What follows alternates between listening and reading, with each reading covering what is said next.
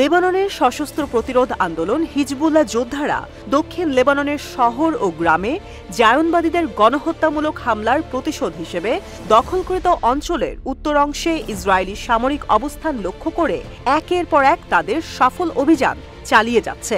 রবিবারও একটি বিবৃতির মাধ্যমে ইসরায়েলি ঘাঁটি লক্ষ্য করে হামলার কথা জানিয়েছে তারা। সোমবারের প্রকাশিত সংবাদ মাধ্যম প্রেস টিভির প্রতিবেদন থেকে জানা যায় বিস্তারিত।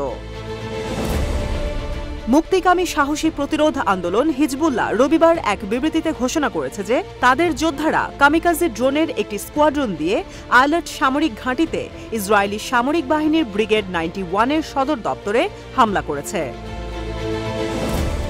বিবৃতিতে আরও উল্লেখ করা হয়েছে যে দক্ষিণ লেবাননের শহর ও গ্রামে, বিশেষ করে নাবাতিয়ে থেকে 7 কিলোমিটার দক্ষিণ পূর্বে অবস্থিত আরুনুন গ্রামে এবং খারদালি শহরে ইসরায়েলি হামলার প্রতিশোধ নিতেই এই হামলা চালানো হয়। এছাড়াও হাদাব ইয়ারিন ফারির কাছে ইসরায়েলি সেনাদের একটি সমাবেশকে লক্ষ্য করে হিজবুল্লাহ যোদ্ধারা বেশ কয়েকটি রকেট গ্রেনেড নিক্ষেপ করে।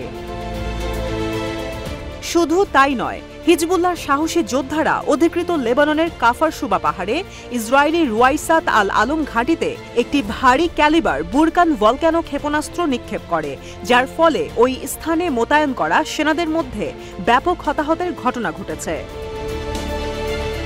এছাড়াও রামথা ফাঁড়িতে রকেটের ব্যারেজ দিয়েও হামলা চালায় প্রতিরোধ যোদ্ধারা, যেগুলো সরাসরি লক্ষ্যবস্তুতে সফলভাবে আঘাত হানে। ইসরায়েলি আগ্রাসনের প্রতিবাদে হামাসের 7 অক্টোবরের অভিযানের পর গাজা উপত্যকার বিরুদ্ধে জায়নবাদী সরকার গণহত্যামূলক হামলা শুরু করে, আর তারপর থেকেই হিজবুল্লাহ এবং ইসরায়েল শুরু করে পাল্টাপাল্টি গোলাবর্ষণ।